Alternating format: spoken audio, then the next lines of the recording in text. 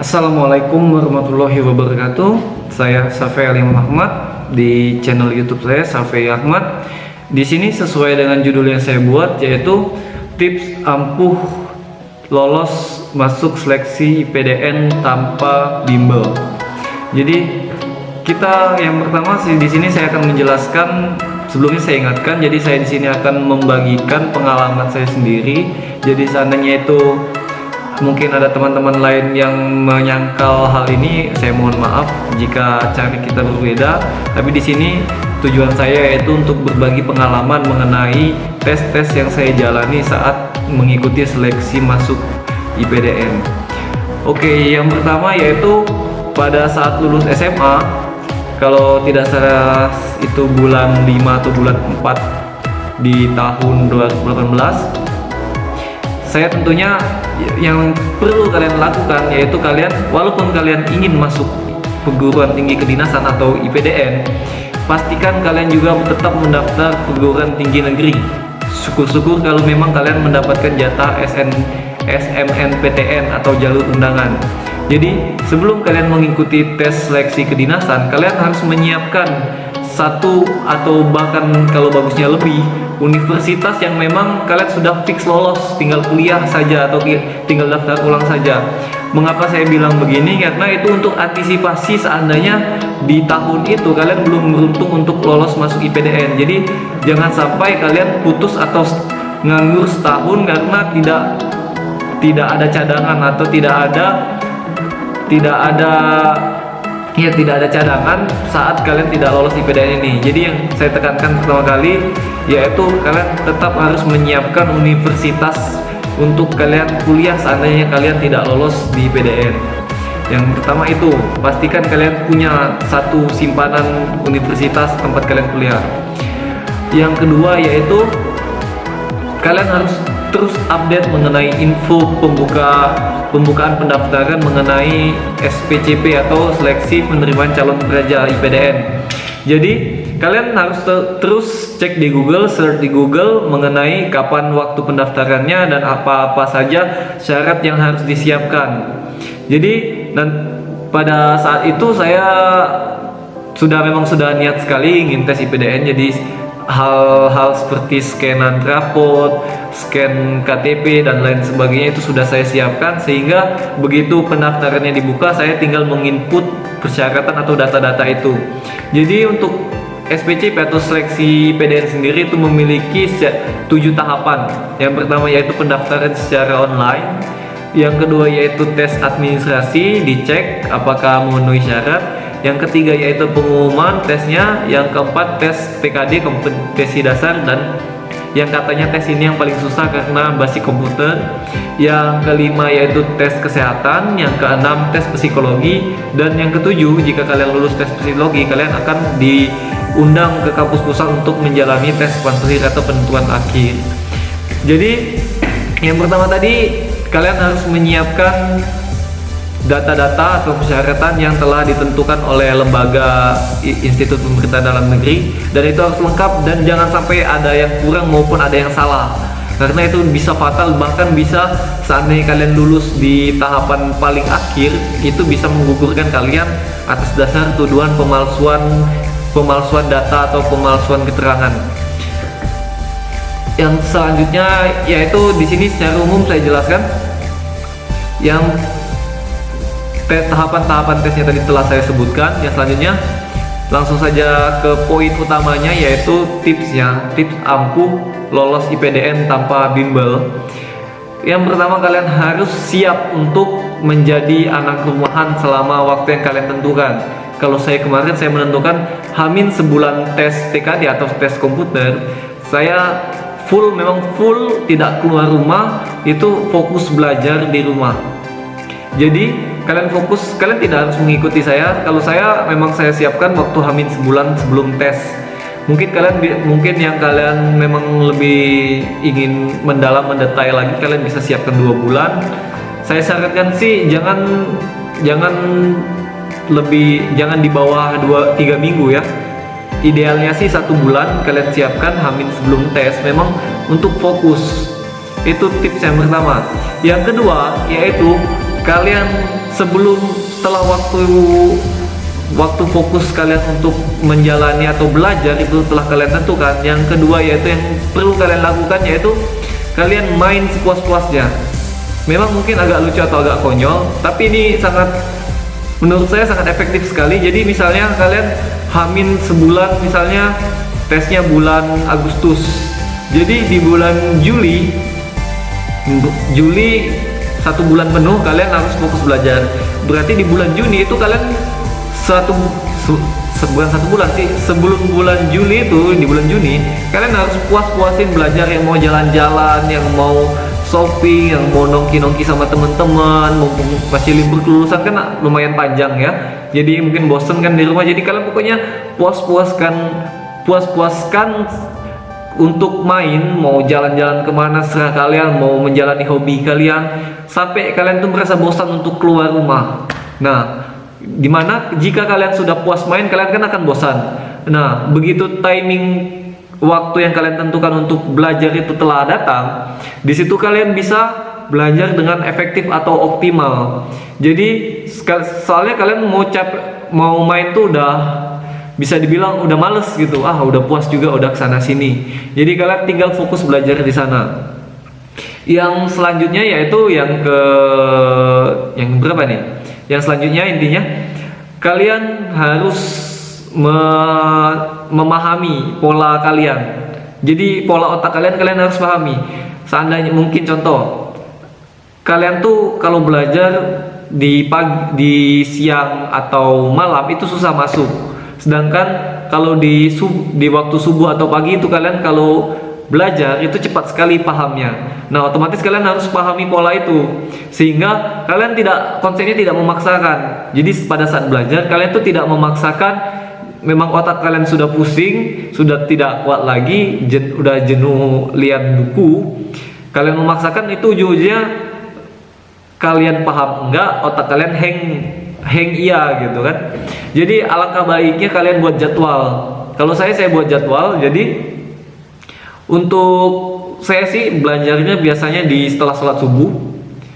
Setelah sholat subuh itu saya sisihkan waktu sekitar 1 jam untuk membaca buku. Selanjutnya di pagi itu untuk persiapan tes kesehatan, saya juga bisa dibilang dulu pemalas. Mau tes IPDN, saya mencoba untuk memaksakan di setiap subuh sama sore hari untuk jogging atau push up, sit up, pull up dan lain sebagainya untuk menyiapkan tes kesehatannya nanti atau tes kesemaptaannya nanti. Dan di waktu setelah zuhur itu saya belajar lagi, tidur siang beberapa saat. Nah, jadi motivasi yang saya lakukan yaitu pada saat pelaksanaan belajar itu saya membuat komitmen di mana saya boleh pegang HP kalau setelah menyelesaikan 1 bab. Jadi begitu. Jadi mungkin saya jelaskan dulu untuk yang kalian siapkan. Kalau kalian tidak bimbel, kalian harus tetap membeli buku kumpulan soal-soal atau buku tentang buku yang berisi lengkap mengenai apa-apa yang kalian siapkan dan bagaimana melewati tes IPDN itu. Biasanya itu di all shop dijual, saya kemarin beli di Bukalapak. Jadi kalau kalian pilih buku untuk tes IPDN nanti, pilihlah buku yang paling tebal, yaitu kalau nggak salah yang paling tebal itu 800 halaman. Jangan pilih yang tipis, yang singkat-singkat, itu tidak mendetail atau tidak lengkap. Jadi saran saya, kalian kalau milih buku tentang IPDN itu pilih yang paling tebal. Nah, jadi motivasi saya pada saat itu pas hamin sebulan tes itu kan saya fokus belajar di rumah saja.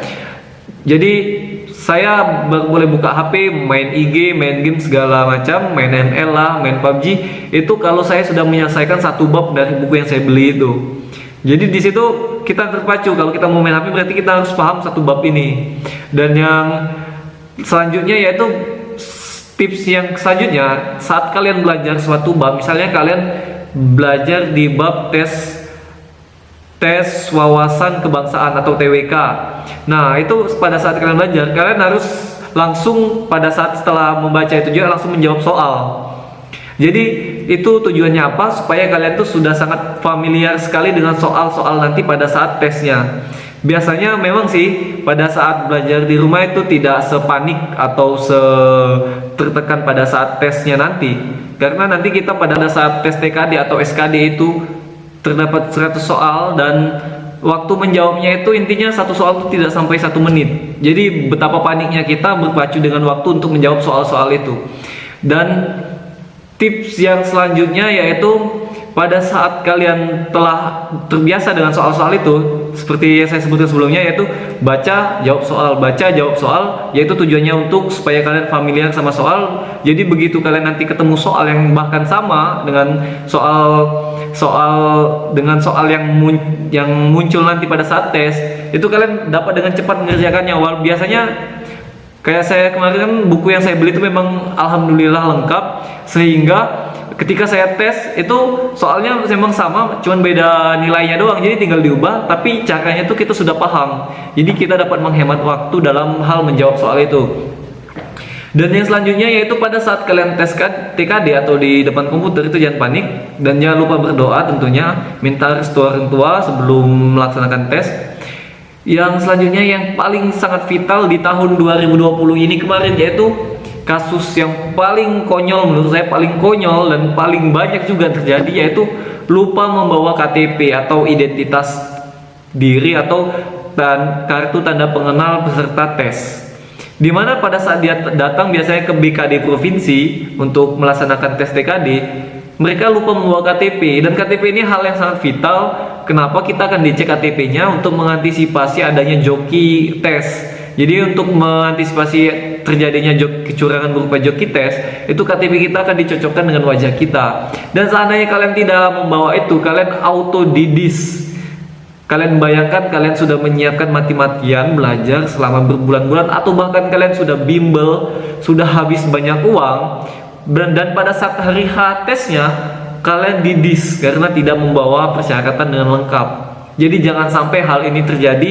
Tapi di tahun 2020 ini banyak sekali yang seperti itu gitu. Mungkin mereka ceroboh, tidak menyiapkan dari jauh-jauh hari, sehingga pada saat datang enak kalau rumahnya dekat. Kalau rumahnya jauh dan sudah tidak ada waktu lagi, ya wallahu alam gitu kan, nasib kalian sudah capek-capek dan kalian didis karena hal yang sepele atau konyol seperti itu. Jadi saya ingatkan pada saat mau tes atau H-2 bahkan H-1 itu memang kalian sudah lengkapi semua persyaratan yang harus kalian bawa pada saat tes. Nah, pada saat masuk ke ruangannya nanti kalian akan diarahkan ke komputer yang telah disiapkan sesuai dengan kartu tanda peserta kalian, itu akan ada nomornya. Nah, tips yang selanjutnya yaitu pada saat mengerjakan soal, kerjakan yang mudah dulu. Oke? Kerjakan yang mudah dulu, ingat kalian berpacu dengan waktu, abaikan yang susah, kerjakan yang mudah. Dan seandainya memang masih ada kesempatan waktu lebih untuk mengulang lagi, mengecek kembali, baru kalian bisa gunakan waktu itu untuk menjawab soal-soal yang menurut kalian, yang bagi kalian tadi mudah, yang bagi kalian susah. Jadi itu tujuannya apa? Untuk menghemat waktu dan efisiensi waktu. Jadi kalau kalian nyangkut atau terlalu lama menghabiskan waktu di soal yang susah, ujung-ujungnya waktu habis, soal yang mudah tidak terjawab, soal yang susah tidak selesai. Jadi kan konyol juga jatuhnya. Jadi tips yang selanjutnya yaitu ingat, kerjakan soal yang mudah terlebih dahulu. Oke, kerjakan soal yang mudah terlebih dahulu, baru mengulang jika ada waktu lebih. Kalian ulang, bisa kalian jawab soal-soal yang susah. Mentok-mentok masih tidak bisa menjawab soal yang susah, lebih baik kalian hitung kancing atau pilih acak aja, jangan sampai jawabannya kosong. Siapa tahu kan kalau kalian jawab acak, tiba-tiba jawabannya benar. Nah, yang tips selanjutnya yaitu itu tadi, jangan sampai sudah apa saja tadi dari sistem belajar, jangan ada perlengkapan yang ketinggalan, dan jangan jawab soal yang mudah terlebih dahulu. Dan untuk selanjutnya yaitu jika kalian lulus TKD, maka kalian akan dibawa ke tes kesehatan. Kalau tes kesehatan ini sih intinya kalian hamin sebulan itu memang harus fokus untuk menjaga badan kalian. Batasi waktu tidur kalian, jangan sampai lebih dari jam 10 malam, karena itu akan merusak penampilan, baik itu kesehatan fisik maupun kesehatan bagian dalam. Itu akan ketahuan nanti, baik itu melalui tensi dan lain sebagainya. Untuk tes kesehatan tips dari saya yaitu yang pertama jangan begadang. Yang kedua, kalau kalian pemalas dalam hal olahraga, usahakan minimal menyisihkan waktu setengah jam setiap harinya untuk minimal jalan santai, syukur-syukur kalian mau jogging. Yang ketiga yaitu minum susu. Kalau kalian tidak minum susu, nah ini khusus untuk yang pecandu rokok. Mungkin di SMA kalian nakal, kalian merokok dan mungkin paru-paru kalian sudah kotor, itu kan nanti kan dicek di ronsen paru-parunya bersih atau tidak.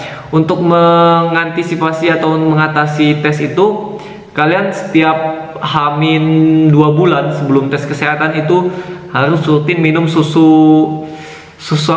encer atau susu beruang itu.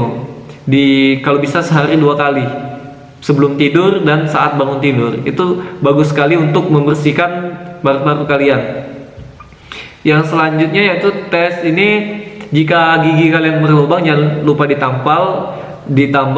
Seandainya tidak bisa lagi ditambal, silahkan dicabut saja. Lebih baik ompong dicabut daripada dia berlubang. Itu akan mengurangi poin. Memang ompong di bagian belakang tidak dipermasalahkan selagi ompongnya tidak lebih dari 2, dan itu di bagian belakang bukan di bagian depan.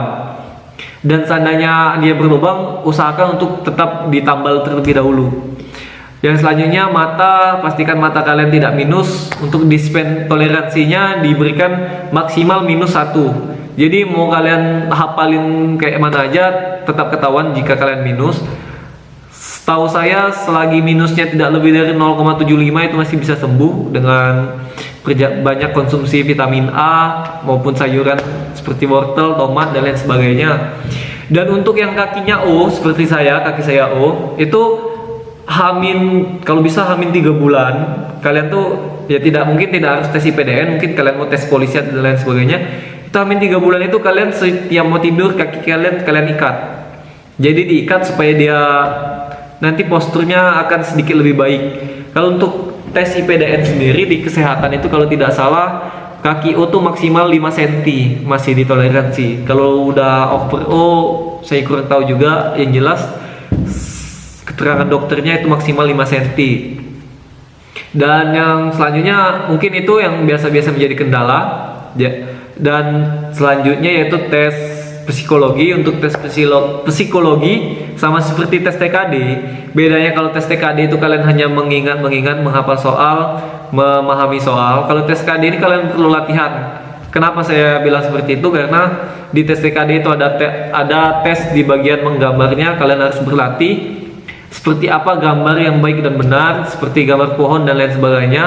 Kalian harus memiliki kecepatan tangan yang sangat ekstra dengan didukung oleh ketelitian mata dalam menjawab tes Kraepelin atau tes koran. Jadi kalian mungkin tahu yang besar itu dibutuhkan kecepatan tangan dan ketelitian dalam menjumlahkannya untuk tes TKD psikologi. Intinya tes psikologi ini banyak berlatih soal juga. Kalau kalian tidak mau bimbel juga tidak masalah menurut saya tes psikologi. Nanti di psikologi ini intinya tidak ada jawaban yang salah maupun jawaban yang benar. Jadi kalian dituntut untuk menjadi individu atau karakter yang diinginkan oleh IPDN. Jadi itu nanti di dalam buku yang kalian beli, seandainya kalian beli buku tes IPDN, kalian mungkin akan mendapatkan tips and triknya yang lebih lengkap lagi. Di sini saya hanya menjelaskan secara umum. Yang selanjutnya yaitu tes Pantuhir. Di tes Pantuhir ini menurut saya adalah pengulangan dari tes yang kalian alami sebelumnya, bedanya nggak ada TKD. Jadi di Pantuhir itu tes kesehatan baik fisik maupun jiwa atau mental itu dicek. Tes kesehatan sudah, tes wawancara ini yang paling penting, kalian harus menyiapkan bahan dan mental juga untuk menjawab setiap pertanyaan-pertanyaan yang ditanyakan oleh panitia yang mengetesnya ya. Jadi mungkin secara umum itu saja yang dapat saya jelaskan mengenai tips ampuh lulus IPDN tanpa melalui bimbel. Jadi jika kalian ingin penjelasan lebih mendetailnya mengenai tes IPDN secara spesialis, mulai dari tes psikologi, tes TKD, tes kesehatan dan lain sebagainya, kalian bisa komen. Dan khusus buat teman-teman semua atau adik-adik semua yang ingin mendapatkan kumpulan soal-soalnya, saya punya filenya. Jadi kalau kalian mau dapat, saya kasih secara gratis dengan cara mudah sekali, yaitu kalian follow Instagram saya yaitu @alimamahmad dan DM saya, dan langsung saja kalian sampaikan bahwa kalian mau minta kumpulan soal-soal itu. Nanti saya akan bagikan kepada kalian. Soalnya tuh berupa PDF, itu soal-soal kumpulan soal TKD. Jadi soal-soal itu adalah soal-soal di tahun-tahun sebelumnya. Jadi insya Allah di tahun depan juga itu akan keluar, walaupun agak berbeda, mungkin hanya nilainya saja yang berbeda, tapi bentuk dan model soalnya itu sama. Jadi seperti yang saya tadi, jika kalian ingin mendapatkan soal itu, saya akan memberikan gratis. Kalian cukup follow IG saya, subscribe channel saya, dan kemudian DM saya bahwa kalian ingin meminta kumpulan soal itu. Dan insya Allah nanti kalau saya sedang on atau sedang online, akan langsung saya kasihkan atau saya berikan. Jadi sekian mengenai penjelasan dari saya. Untuk ada yang ditanya-tanyakan, silakan bisa komen di kolom komentar, maupun bisa langsung hubungi saya melalui DM di Instagram. Sekian dari saya Syafi'i Alimam Ahmad. Assalamualaikum warahmatullahi wabarakatuh.